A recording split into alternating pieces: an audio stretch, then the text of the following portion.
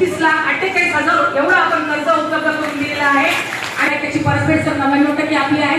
NP मध्ये जर पाहिलं तर 0.5% आपली एनपीए मध्ये आहे. ते पण ते लॉकडाऊन मधलेच गट आहेत, त्याच्यात आपले गट नाही सर एनपी मध्ये.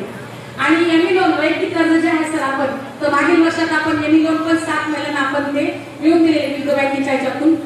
त्यामध्ये जर आर्थिक स्त्रोत पाहिला लोकसंख्या साधन केंद्राचा मागील वर्षामध्ये तर मागील वर्षात जर पाहिला गेलं जे आपलं आहे तर मी माझं प्रास्ताविक तिथं थांबवते. धन्यवाद. जय हिंद, जय महाराष्ट्र.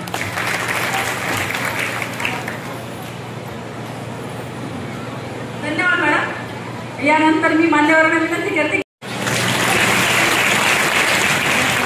तरी आपल्यामध्ये पण थोडं एक चुरस लागली पाहिजे आणि पुढच्या एटीएमला ज्यांना इकडं सरकारला येता आलं नाही त्यांना येता यावं याच्यासाठी तुम्हाला खूप खूप शुभेच्छा.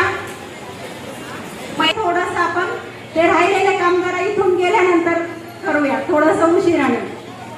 तर मला सांगायचं हेच होतं मान्यवरांना, महिला आर्थिक विकास महामंडळ जिल्हा कार्यालय परभणी अंतर्गत या नई रोशनी लोकसंचलित साधन केंद्रासारखेच आणखी 7 लोकसंचलित साधन केंद्र आहे आणि त्या 7ही लोकसंचलित साधन केंद्र आणि 8वं लोकसंचलित साधन केंद्र म्हणजे 8 लोकसंचलित साधन केंद्रांतर्गत जिल्हाभरामध्ये 2125 बचत गटांचे आपण 31,675 महिलांना ह्या बचत गटामध्ये समाविष्ट केलेले आहे.